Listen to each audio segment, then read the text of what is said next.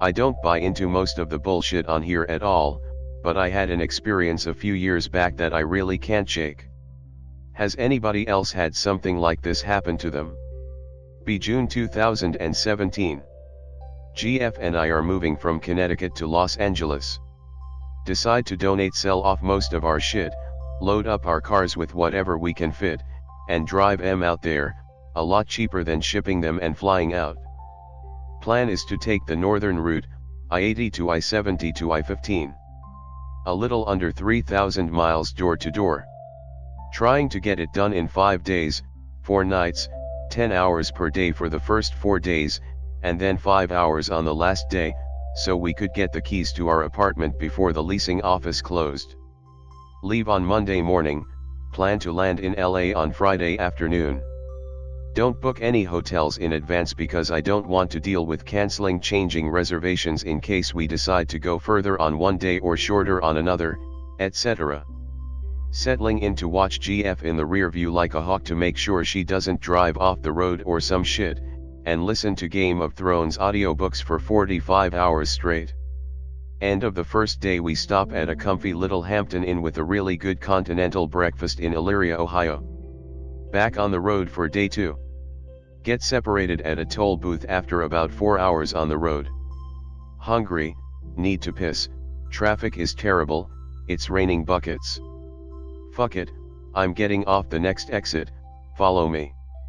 TFW, I see the welcome to Gary Inn sign. Wolf down some Taco Bell at a truck stop, terrified that a crackhead is going to smash out the back window of the car, and start looting all of my worldly possessions. Back on the road. About 5 hours later, cruising down I-80 through Iowa. Nothing but corn, as far as the eye can see. Decide to stop for the night. Call my GF, let her know that we'll be getting off the next exit with a sign for hotels. Few miles later I see a sign for a Holiday Inn Express off the next exit. Exit ramp basically shoots you straight off into the middle of a cornfield. Driving through the corn for like 10 fucking minutes. Standard county or state or whatever sign with the town name and population. Sawtell, Pop, 7XXX, ELEV, can't fucking remember. Sign gives me a chuckle. The apartment we're moving into in Los Angeles is in a neighborhood called Sawtell. Starting to feel a weird vibration and sort of buzzing noise in the car, a little worried that it might be some kind of mechanical problem. Buzzing/humming/vibration is getting worse and worse. Super low wavelengths, deep noise that feels like it's coming from inside your skull. GF calls me, I think my car is making a weird noise, should we pull over? We'll check it out at the hotel, mine's doing the same thing. Did you see that sign? We're in Sawtell. It's not quite what I expected it to be, but at least the drive was short. Fuck, look at that thing. Gigantic power grid/substation/whatever the fuck, size of 3 city blocks with all kinds of high voltage lines shooting off from it, branching out in every direction, through the cornfields, and off towards the little town that I can now see. The substation is literally vibrating with electricity, the windows in my car are rattling. Follow the signs for the Holiday Inn, a few miles further down the road. Buzzing/vibrating lessens as we get further away from the grid, but never stops completely. Pull into the hotel's parking lot and I'm immediately motherfucking myself for not making a reservation. The lot is absolutely packed with cars. For some reason, the Holiday Inn Express in Sawtell, Iowa, was absolutely slammed on a random Tuesday night in the middle of June. Have to circle around to the back to find a couple of parking spots. Only 2 spots left in the entire parking lot, right next to one another. Retrospectively pretty fucking weird, but at the time was just relieved to find a place to park. Leave our bags in the car, expecting the clerk to tell us there are no vacancies. Can still feel the substation vibrating in my skull, but getting accustomed to it. Standard looking Holiday Inn Express, PIC related, from the outside, just in the middle of a cornfield. Step inside. Absurdly low ceiling, like 6'2" tops. almost banging my head on it as I walk over to the desk. All the lighting inside is blue. Not like cheap LED that's so white it reads as blue, but not like police siren blue either, somewhere in between. Nobody at the desk. I ring the bell. My hand is literally still on the ringer when the door behind the desk opens. Skinny little blonde fella in a Holiday Inn shirt steps out, smiling at us. "Hey, you don't happen to have any rooms open, do you?" Still smiling, the guy looks back and forth between me and my GF. His smile widens a little. "Rooms," he says, almost slurs. Man, WTF, how did I pick the one hotel in this state that has no vacancies and a strung out clerk? "Yes, I do have a rooms for you," he says. Sweet relief. He looks at my GF. "Do you need a rooms as well?" I tell him one room will be fine for the two of us. "Very well, one rooms." While he pokes at the keyboard, I grab my DL and a credit card and slide them across the counter to him. He's taking fucking forever to process the transaction. GF asks him if there's anywhere nearby to grab some dinner. He tells her that if we continue down the road for another few miles we'll find a gas station, the town proper, and a place to eat your dinners. "Okay, you fucking weirdo, just give me the room keys." Send GF up to the room, run back out to the cars to grab our suitcases. Notice all the license plates on the other cars are from Iowa. Weird, so it's all locals staying here. Maybe there's a water park nearby or something. Almost back to the hotel door when I realize that there are literally only 3 different kinds of cars in the entire parking lot. F-150, Chevy Malibu, old Chevy Trailblazers. All different colors, all different years, but I swear to God there were 3 different model cars in that parking lot. That's it, must have been 80 or 100 cars in the lot, and every single fucking one was an F-150, Malibu, or Trailblazer. Back inside, heading up to the room, 3rd floor. Decide to take the elevator, because fucking hoofing this broad's 400-pound suitcase up the stairs. Huh, weird, elevator has buttons for floors 6 to 14, building is 4 stories max. GF is sitting at the foot of the bed. About to tell her that every hillbilly fucker in Sawtell seems to be generationally obligated to buy one of 3 different types of car, and that the elevator will apparently blast you through the roof if you want. She cuts me off, wants to go get some dinner pronto. Back to traipsing all over the fucking hotel, but okay, I'm pretty hungry too. Head back down to the cars. I have to repack some shit to free up the passenger seat, but she doesn't want to take 2 cars for dinner. Heading deeper into the cornfield, allegedly towards the town. Children of the Corn and Slipknot jokes abound. Drive past a few long unpaved driveways that lead off into more fucking cornfields, presumably old farmhouses back in there. Sun is starting to set, hard to make much of anything else out. It's quiet for a few minutes, and I'm starting to doubt if we're ever going to find a place to eat.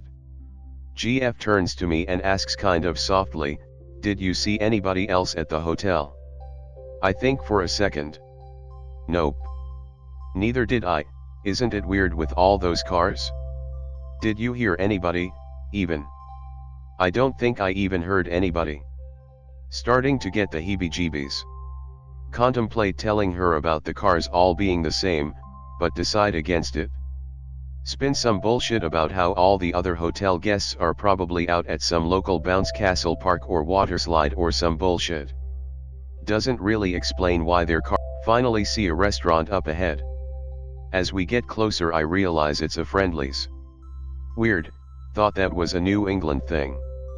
GF is super sentimental for Friendly's, and immediately forgets about the spooky ghost hotel, as she starts rambling about what flavor Fribble, i.e., milkshake, she's gonna get. 3 other cars in the parking lot. Late model F-150, red.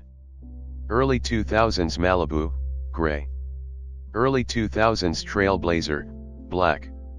Head inside, there's a few other tables of people. Realize that the thrumming from the substation is gone. Must finally be far enough away from it.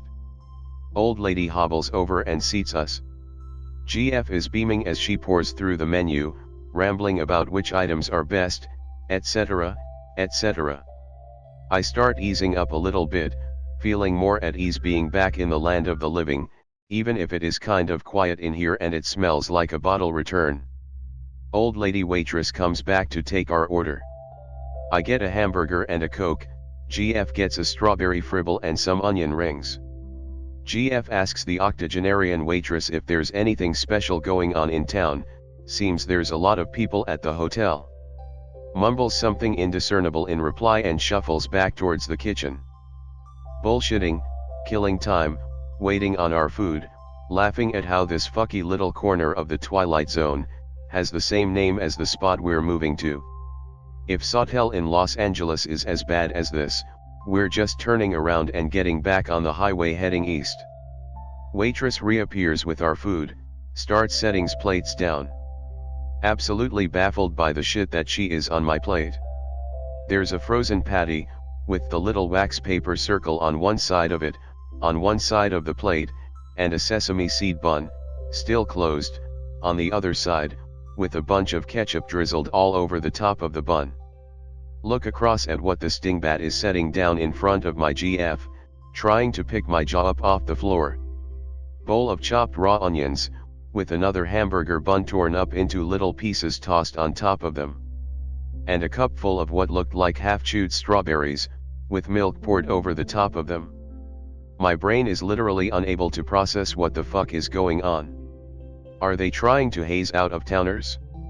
Have we offended Methuselah in some way? GF looks like she's about to cry, is sputtering, wait, what is this? Waitress is looking back and forth between the food, and the two of us. Is this not what you wanted?